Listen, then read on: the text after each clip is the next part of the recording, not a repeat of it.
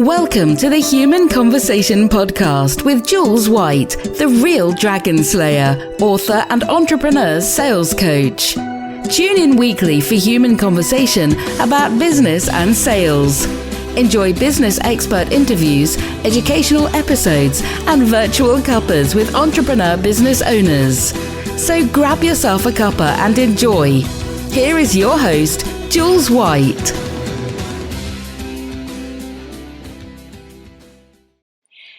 So welcome to the Human Conversation. I've got a guest today and I know this is going to be so much fun. His name is Ben Masters and he is a copywriter. So we're just going to get right into it here. So Ben, welcome to the Human Conversation. Thanks for having me. Thank you. It's a pleasure. And I have to tell the listeners, this is your first ever podcast. It is indeed, yeah. I don't associate being a copywriter with being visible in any way, really. I mean, essentially, we're ghostwriters, so that the whole idea is that we write stuff and other people take the credit, which I'm fine with. Okay, well, look, you've got a much bigger story than just copywriter here, Ben, and I know you have because I've been reading up on you, but I've also had a little chat with you on a virtual cuppa. So I want the listeners to learn a bit more about you because I think what you've done is actually very interesting in your career. So let's start at the beginning. That's where I like to start. What were you going to do when you left school? I think when I left school, I sort of took quite a traditional route in some ways. You know, I went, do GCSEs. I'm just about young enough to have done those. Do A-levels, get a degree, and then I did another degree. I wanted to go and travel with my uni mates. They went to Australia, but my dad wouldn't fund that. He said, if you want me to keep on forking out for your education, you can do an MA. So I did an MA. And then I left university at a time of recession, sort of mid-90s. It was a tough time. So I got swept up by an accountancy firm. I sort of sleepwalked into the whole sort of milk round thing and worked for, one of the big six accountancy firms. And from day one, it didn't really suit me. So I sort of made escape plans very quickly and applied for jobs in teaching because my dad was a teacher, he was a headmaster. And I think I sent out something like 30, 40 application letters and got 3 interviews, had one terrible interview, one went pretty well. And then I got a job, the third one, which tells you a lot about, practice, makes better. So, well, can I just tell you, because when I left school, I am older than you, Ben. Let's just get the elephant in the room out there, because I had the last year of O-levels, I think. Okay, yeah. So, but anyway, I left school at 16 because you could back then. Yeah. So all I wanted to do was to work, and I said to Mum, "What should I do?" She said, "You write 50 letters." She said. 50 like this, and I thought, okay, so I wrote 50 letters out to all sorts of companies locally, insurance companies, banks, you name it. Yeah. And I got 3 jobs, actually straight job offers based on me having 3 O-levels, which is all I had. I am not as academic as you, Ben. So it's interesting, isn't it, our kind of journey of writing that many letters out and then getting sort of those interviews and drilling it down to a job. Absolutely. You say academic, I mean, it's not always particularly useful or not, is it really?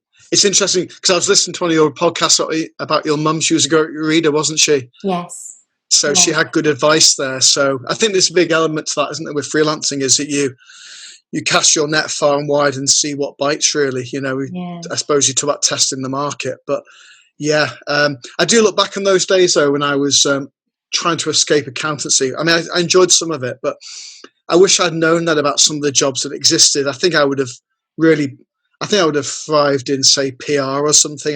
If I'd have sort of realised that I only needed one yes, send out 50 letters, get one yes, and I think if I was starting out again now, and I've got no regrets, but if I were, then, you just try and find a company that's got, that's willing to sort of train people up, look for good mentors, I think. I mean, when I set out 3 or 4 years ago to do copywriting, there's no point me applying for jobs, really. It's just best for me to go and sort of set out alone and see what I could win, just by sending out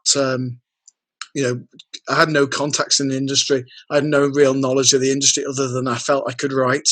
I had sort of confidence that I could communicate. But yeah. Well, let's go back, because that Yeah. comes from your journey, really, because you get this job as a teacher. Is that right? Yeah. I was an English teacher for 20 odd years. Yeah. Yeah. And obviously Dad being headmaster, was that an influence, do you think, on you?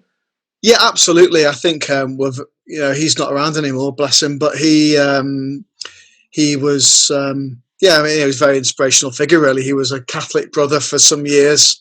He was, a headmaster for many years. He taught in Malta and on the south coast and in Merseyside at a very tough time in the 80s. It was the biggest boys' school in Britain for a time.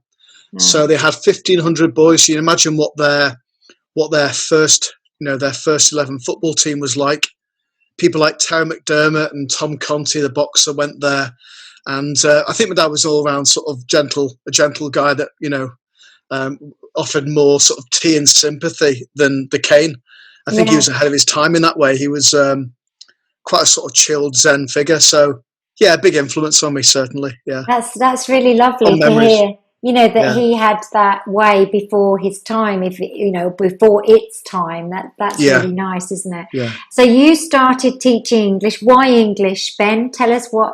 My degree's in English. Just an avid reader, always have been. And so it was just the natural thing for me to do, really, A-level in English. And so, it's just, there wouldn't be any other subject. I love things like history, anything to do with thinking and ideas, I guess. Yeah. My Sam's like that, my son. So he's doing history at the moment, GCSE, and he loves history because it's all about storytelling and just that, I think, the imagination of what actually times were like. He finds that really fascinating, as I do. I'm interested to tell you about my English teacher because I want to see if this resonates with you at all. I'm sure it's not going to. But my English teacher was incredibly strict. He never smiled. He was quite aggressive. Okay. Looked down his glasses on the end of his nose at you, that was how he was. And in those days, if he didn't like what you said, he'd throw the board rubber at you, And I've had that myself. Yeah. And I was desperately frightened of him. And I mean that quite genuinely. He genuinely scared me, this man. And yet English was something I completely thrived in. Because I think part was just the fear of it, of not getting it right. But I also loved English. But it was such a weird combination of absolutely despising this fearful man and loving the element of being able to write beautiful English that's grammatically correct. It breaks your heart. Yeah. Isn't it? And the day I left school, Ben, he said to me, I took my books back and he went, my surname was Hold'em. So in those days, it was Hold'em and Squeeze'em. I've got to tell you, that was honestly how politically incorrect was school, And he said, he looked down his nose. He said, "All right, Hold'em. So what are you going to do?" Like this, and I said, "Oh, I've got a job in NatWest Bank, sir." "Well done, Hold'em," he said. "Job for life." And that was my end of my relationship with Mr. Lewin, my English teacher. Wow. So, I think it's a different world, isn't it? I mean, I think we know more now that, for one, no one learns when they're terrified or nervous. The shutters go down. I think it's a very different world. I mean, education's changed just, so much in the last 20 years, quite slowly actually, but it's a completely different world for young teachers today. So, and better in many ways for kids, I think, Yeah, I mean, I still think, we're going to have this discussion today, I hope, but I still think there's a lot of stuff to do to kind of get it where it needs to be. And I'd like to get your thoughts on that. And I'm sure the listeners would enjoy that too. But I think one of the things for me is that it is more politically correct now, in that I think we do probably nurture our children more than we used to when I was at school. Yeah. One of the phrases I always remember from older teachers was that, we used to flog the pupils, but now we flog the teachers. Yeah. And, on results day, I think teachers are more are often way more nervous than the students. Yeah. Well, It's hyper accountability now. it's massive, and Yeah. Ofsted as well. I guess that's sort of changed things, hasn't it? Yeah, that has changed. I think that Ofsted changes all the time. It moves its goalposts all the time, rightly or wrongly. But it's got a lot of power now. I mean, inspectorates have been around since the 1880s, I think. So we've had school inspectors for way over 100 years. But I think the power that they wield has changed. Yeah. So your teaching career, you're teaching English. Yeah. How did that go? What sort of schools were you working in? How did you progress that career? Because it's 20 years. That's a long time teaching. Yeah, it is a long time. I was never really ambitious to do anything other than teach and then teach better, to be honest. I hated admin. I didn't mind doing school trips, and I like taking kids to the theatre, and I love taking them to Stratford. I love doing school plays and the like. But the idea of managing other colleagues just was, it looked like too much hassle. Like herding cats, they'd often say. So I had no ambition really. I was never going to progress in that way. But I love teaching, so I was always in academic schools. Really, I was always in the independent sector, teaching. Bright, willing kids by and large, who benefited from ambitious parents. One or two quite sharp-elbowed parents as well, but they're the ones that I think they are in the minority, and they're often the ones you remember. But I taught some lovely kids, and I just enjoyed teaching. Yeah. What was the real buzz that you got out of it? What was you enjoyed it, but why was that you really enjoyed it, Ben? So many different reasons, really. But one is just you have the banter in the classroom when you engage with a group of kids, and you do genuinely get on with them. And they're keen to learn, and they know that even it's just a smidgen more than they do. And also, I taught in Stockport for 9 years, and it was joyful to see kids grow up. Really, to see them in year 7, and then take them through, and then help them with their university applications. That was a complete source of joy doing that. So I missed that really. But as I said before, I think to you, or I've written before, I miss teaching, but I don't miss being a teacher. I've got my evenings and my weekends back now, and I read so much more now than I did as a teacher. That's the irony, is that we do flog teachers, and they haven't got time for hinterland really. My wife's still a teacher, and so when we go to the beach and we take a barbecue and she takes some marking with her, I think this is a little bit bonkers really. Yeah, and I must just say the reference to the beach is because you live in beautiful Exeter, don't you? Is that where you I'm lucky. Yeah, I live halfway between Exeter and Exmouth, so I've got the river down at the end of the road, which is just it's blissful really.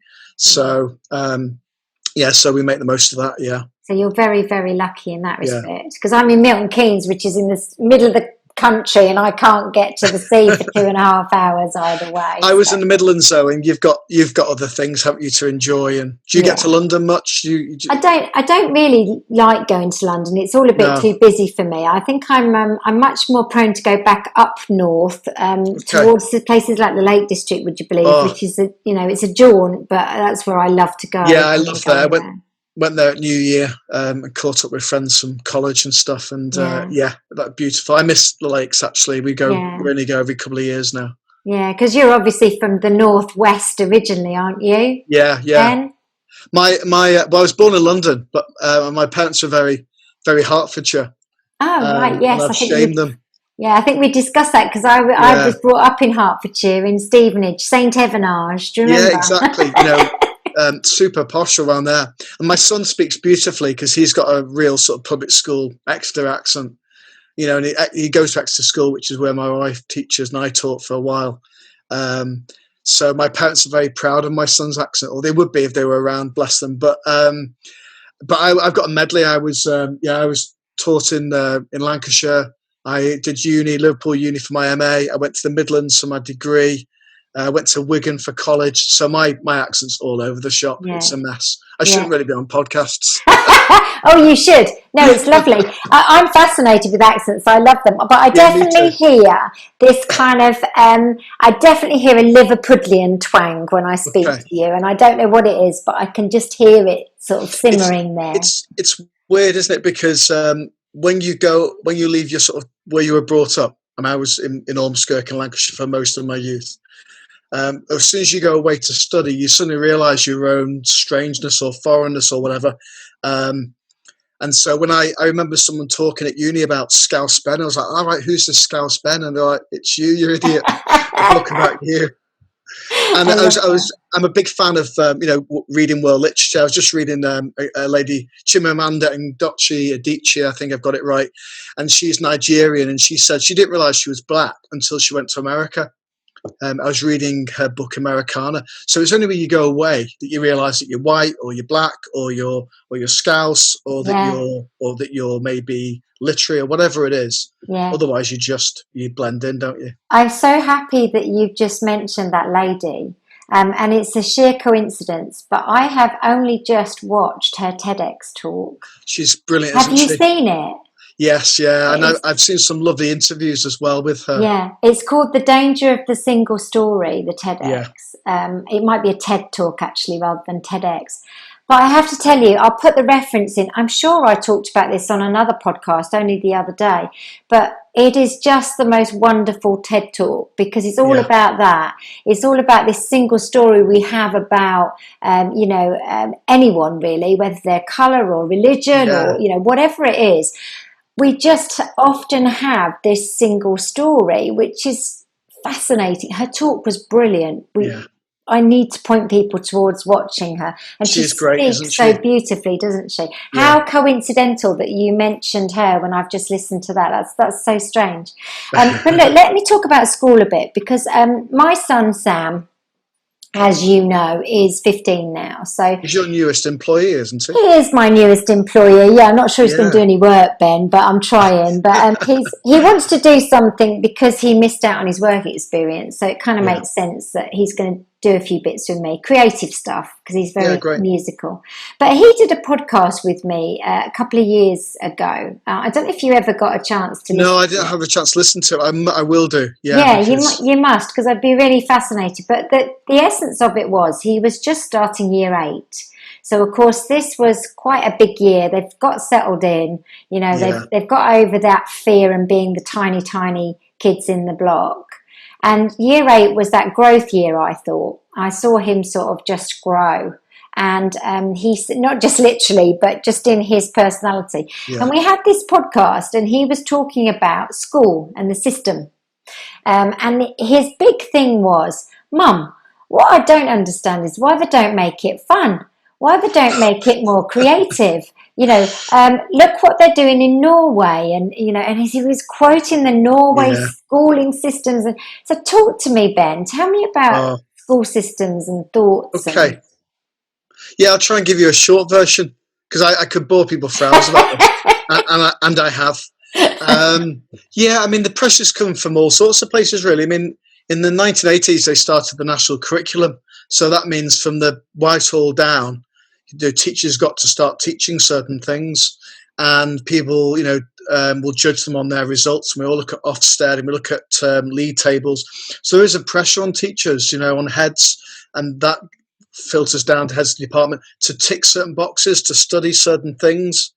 And that makes teachers very jittery, and they start to teach the test, as they do a lot here and as they do in America. And teachers do their best to tap into the interest of the pupils, but they're also conscious of ticking certain boxes, so you don't want to sort of teach certain, writing in a certain way these days, teach kids how to, to sort of parse sentences and, how to analyze sentences, which can be handy, but the teachers have to overteach it because the teachers themselves will be judged on how kids do. I know I've had different types of heads of department, mainly had great heads of department. The best ones really trust their staff and let staff run with it and enjoy the banter in the classroom, as I said before. So I think teachers are under pressure to sort of tick certain boxes. Does that partly answers the question, I think? But no, it does, and I think that is definitely the case. And I'm not a teacher, but I believe that's what I see, and my perception is that. Yeah. I wonder, can we ever change that? I think to backtrack before when we mentioned Chimamanda Ngozi Adichie, it's a bit like if you said that in the classroom to me, Jules, I would have said to you, Jules, that's lovely, but let's just sort out what I've got to give you for homework. So you would come at me with great enthusiasm, and in the ideal world, which is possible, we'd sort of, I'd think, oh my God, she's excited now. Right, let's leap onto that. Scrap what homework's going to be. You write a little bit about that TED talk for me, and then you go away and we write best about things that we're most interested in.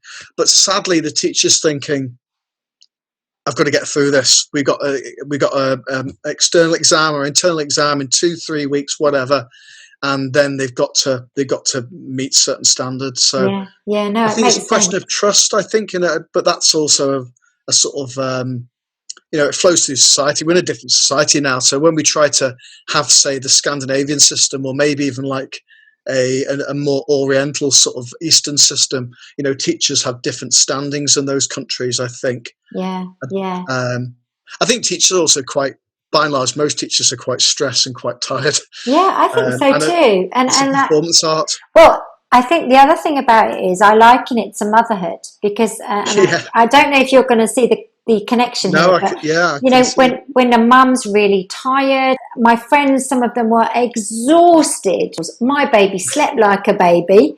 I was full of life, full of energy, and I started a business when Sam was 3 months old. So the point being is that Sam was actually a really content and happy baby because I was okay and I had energy and I was happy, and I truly believe that's the case. And so I think Sam has this massive perception of which of his teachers are stressed and which aren't so much stressed, because he connects differently with them. And I know this is quite deep, but I think this is actually quite an interesting point, isn't it? Yeah. And you were doing the most important thing, which is role modelling. I mean, we can lecture. I mean, I do lecture my son till I'm blue in the face. He's 10 years old. But, we teach way more by demonstrating and let people getting on with it themselves. And so I think, if kids see people are animated, engaged, that's go back to the human thing. That's what we're geared up for, aren't we? We're wired to feed on that energy. Absolutely. Yeah, we are. And he's got a particular history teacher at the moment, and they're just starting these online lessons, Ben. And they haven't done them up to now, and some schools still haven't, but they've realised that safeguarding aside, they can now do them. Yeah, great. And so this is his second week, and I'm really glad because I think it's been better. And his history teacher is absolutely winning at this, because she's just got that lovely balance between humour and understanding, that banter that you perhaps talked about. Yeah, rule by the quip. Yeah, but then also they take notice of her, they learn with her, and they deliver her homework. And it's really interesting, that whole combination she's got going on compared to others he tells me about, and they've just lost the plot, as far as he's concerned, Yeah, so, it's so difficult. I mean, I look back at my own teaching, and, when you're connecting with a class, and other times, that, there are certain things have gone awry. So, I'm not claiming that I ever got it really right, necessarily. Some of the times I did and sometimes not, but there's always that generational, gap as well, isn't there? Yeah. But certainly some teachers are winning it, and I think it's lovely to see that, isn't it? Yeah, it's really nice. I mean, I must just quote you from your LinkedIn profile. You've put, speak the language of the tribe or get torn to shreds. Amuse and entertain or die. Isn't that wonderful? I love that. Teaching's great when it's going well, and other times it's like any relationship, isn't it? It's up and down. It is. Yeah. You've got teachers today have got up to 30 children to have relationships with. I mean, my goodness, and they're all unique, aren't they? And I remember one or two parents at parents' evening, they say things like, and this is one or two of the sharp elbow parents, they say, Mr. Masters, I know you got lots of things to do, but you must make my child number one. And you're thinking to yourself, where'd you go from there? I love that. What did you say to them when they said that to you? I was always pretty blunt and honest, to be honest. Absolutely. I would sort of say that, we've all got to sort of work together, and there are, however many, I'd always know how many there were in the class. I'd say, look, in this particular class are 25 students, and they all deserve my time. Yeah. Because I get, you have perennial battles as a teacher, and there are certain things that come up again and again, and you learn to be able to fight your corner and parry certain problems. All teachers face complaints. I mean, the best teachers I know face regular complaints. It's a crazy world, really. Yeah, it is. And I think probably we very much underestimate teaching, don't we? It's very easy to say, oh, they have 6 weeks holiday, because how many times have you heard that? And of course, I know very different that there's a whole lot of other struggles with them being teachers. And yet I would say most of them are doing it because of their love of teaching. I don't think you just enter into that profession if there isn't some sort of passion there. No, and lots of people. I mean, I can't remember the figures now, but I think I'd go as much as say a third of people leave teaching within 4 or 5 years. They realise it's such a it's all consuming, and so I know 1 or 2 teachers in the last 5 years who have gone into it very, very casually and have been like rabbit caught on the motorway. Yeah, and it's a lifestyle. It's it takes over your life, really. Yeah, So no, definitely. you can't be casual about teaching. No. So last thing on teaching, what do you think the future of teaching is going to really look like? Such a great question. It's interesting. I think we got short memories, sadly. I'm pretty optimistic, but I think we got short memories because at the beginning of lockdown, people were saying on social media, I really appreciate my child's teacher, teaching homeschooling so difficult. And then it's probably a set of other people, but on the radio about 6-7 weeks later, people were saying, teachers complain about returning to school, get on with it, stop complaining. You've got holidays soon. I'm thinking, it wasn't long ago that you were just thinking, please get my child out of my house. But I think the whole world's going to change a little bit. I think we've been under lockdown for such a time now that things start to bed in. I think habits do change. So people might commute less. Maybe we'll have more firms that will have 3 days at the office and 2 days at home.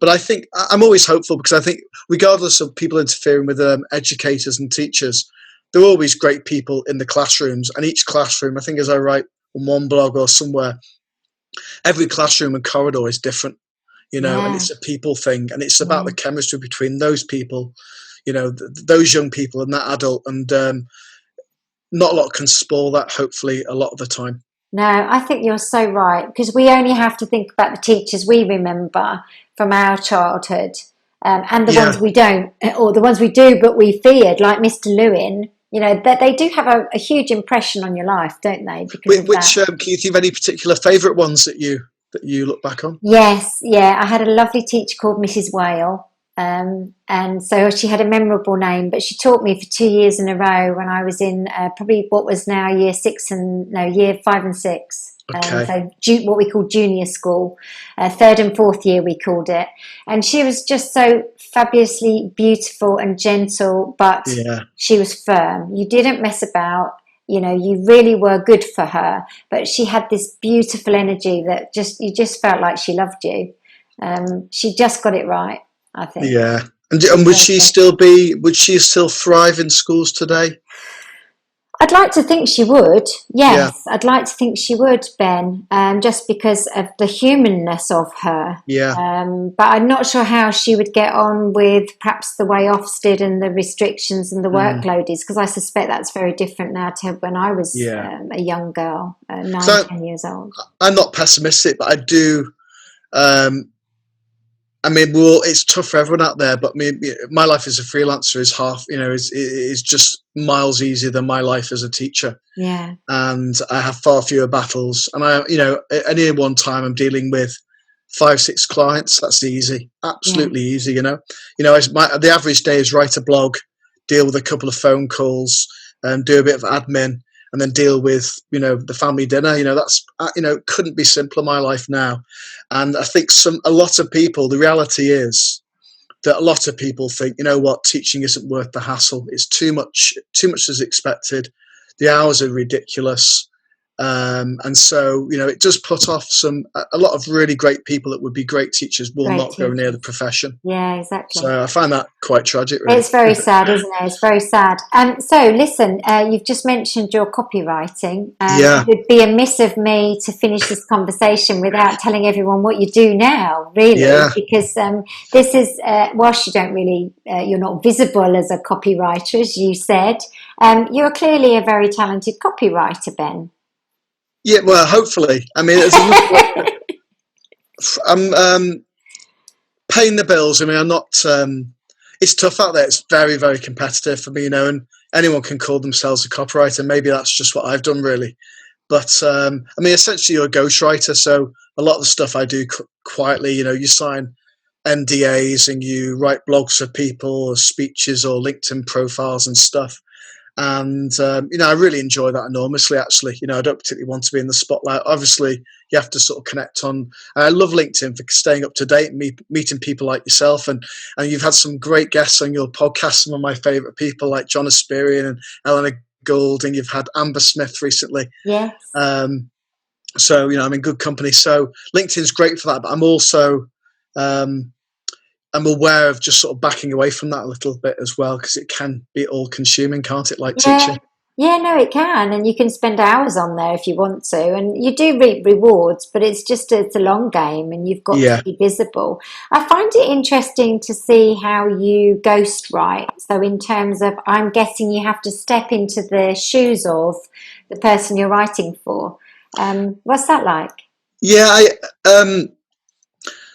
I'm not sure how good I am at it at the moment in some ways, in the sense that, not to sort of be sort of falsely modest, more in the sense that people are often sort of saying, I like that blog that you did, and could we have something like that? And so hopefully it's fairly sort of readable. I was writing to a new client today, and I was sort of, probably sounds a bit pompous, but trying to make it light but literary. And every blog should have those moments whereby people say, oh, I didn't know that, or I didn't realize that quote comes from that person. And I always sort of have that idea that, look, as long as you're thinking more than everyone else, as long as you put the idea, we're so busy that we need people to curate, we need people to do some of the thinking for us. So to backtrack, because I've done that politician thing of ignoring your question. Don't worry, I'll pull you back. Don't worry. So some clients so kindly sort of say, look, we'd like something like that. And I do really love doing the blogs. And then other clients are very good at saying, look, if I write someone's website for them, I say to them, look, score through stuff that you don't like or doesn't sound like you. And we do get there. It's collaborative as well. Yeah, it's very much that, I suspect, isn't it? So what's your favourite thing to do? If you're writing for somebody, what's the favourite thing that you love most? I think blogs about education and about creativity and stuff. So I've been writing for a new client the last couple of days, and they're asking me to write about, I'm sure I can mention the company because it's a lovely company. It's called Scribe Easy. It's an app to help kids who are struggling with their writing, and it gives them lots of visual stimuli. It gives them pictures. They can create books, and they can send them to friends. They can have parents annotating or teachers. Helps them if they're dyslexic with font sizes and all the rest of it. Amazing. It gives them a thesaurus. So I've been writing about creativity for them. So that is just, thanks Amanda Duncan. It's just the dream client. So if I could, so write about education, creativity, it's the stuff that fills my head anyway, really. Yeah. And all your experience in education must be a huge benefit, mustn't it? Yeah, so still teaching, really. It's like, we're all sort of, it's like yourself. Sales is in your blood, isn't it? And, connecting with people. Yeah. So you don't really choose them anyways. You don't choose the subject, do you? It chooses you. I don't know how you find it. Yeah, I do the same. And I think it's just, I'd never think of it as sales, Ben. I think of it as human connection and conversations, and everybody laughs at me, it's more complicated than that. But I truly, truly don't think it is. I think people buy people. So, can I ask you a question now? Just one of the things that really intrigues me, because you're so good on LinkedIn and you're so good with your courses, and not to sort of play the skeptic, but part of me would think, if I were in one of your seminars, and I've been in some of your wonderful webinars, there's only one Jules White. So how do you, and I don't sort of mean that just to sort of, because I think your stuff's absolutely great, but there's an element, so much of it is you, isn't it? Yeah, but that's And the how are you? point, Go really. on. I think the point is that it is me, but then it will be you. So however you sell will be you. And that's Yeah. what I want to inspire. So you don't have to sell like me or talk like me or be Jules White. You have to be Ben Masters. Well, what And if Ben Masters is a grumpy sod? he's not. I'm thinking more about the idea. Do you remember I'm sure you know. I mean, you know The Office. What's the name of the Yes. guy the larger than average guy with the chin beard who's Yeah, doing doing the his appraisal. appraisal? And you know what? How can I sort of look at him and think it's possibly best if he isn't authentic on social media. Any thoughts, Jules? I think that, the thing is, it's about doing something you love. We're talking about Yeah, people who run their own businesses. Obviously, not everybody is going to be running their own business. It's not for everybody. yeah, Some people are quite happy to just be employed and be a little bit quieter and just take their money and go home every month. yeah, But, I'm obviously talking to and attracting entrepreneurs, also yeah, sales teams in businesses. But most of these people have just got this passion for what they do, or certainly a drive to connect more and tell the world about what they do. yeah, And they're kind of that ideal client. It's like anything, Ben. You got to have your ideal client because you're not going to yeah. sell to everyone.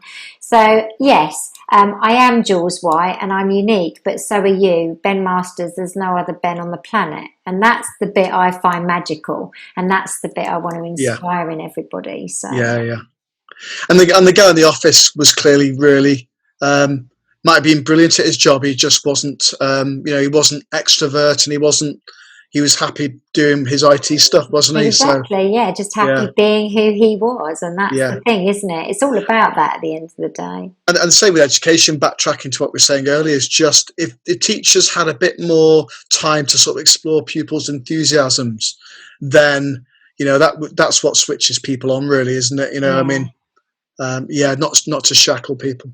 No, I think it would be really wonderful to have just that bit more creativity coming out of children, which we don't have the time for and we don't have the curriculum for necessarily. No. And I think that would be super. If that could be something we evolved in the future, that would be amazing. Absolutely.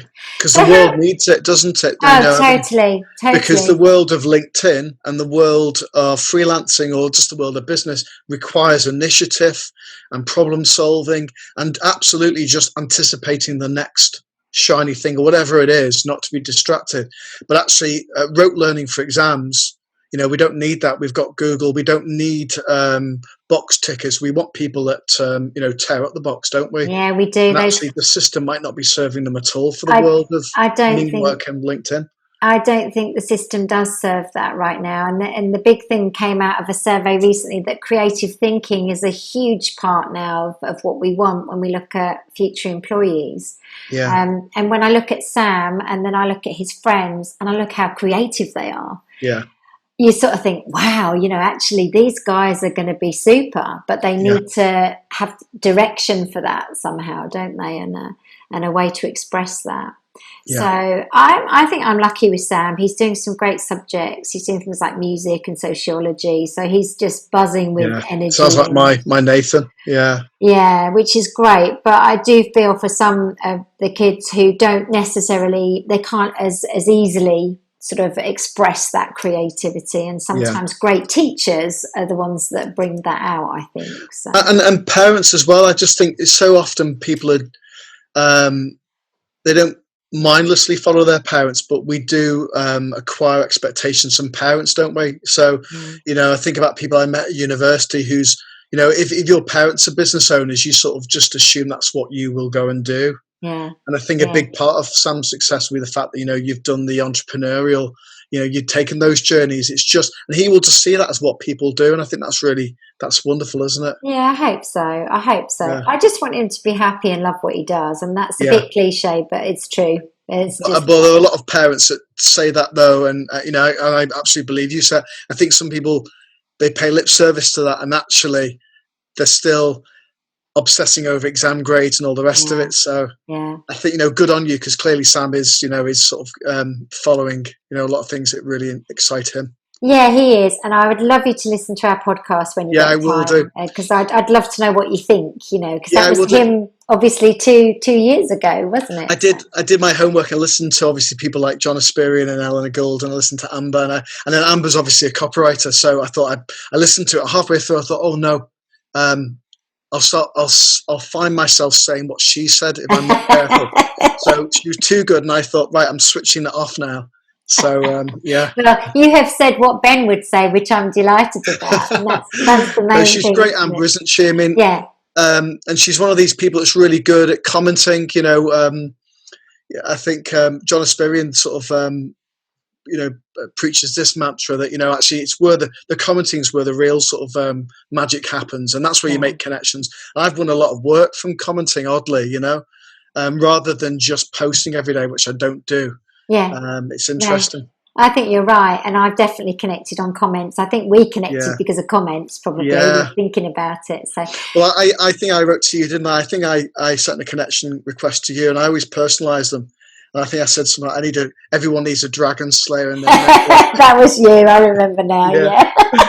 So it's fantastic. That was probably 18 months ago. So, and I obviously saw you on the wonderful the transatlantic competition. Yes, that was good, wasn't it? It's fantastic to be on your podcast, and really, you know, very flattered. Thank you, Jules. Oh, it's been lovely chatting to you. I could probably chat to you for even longer.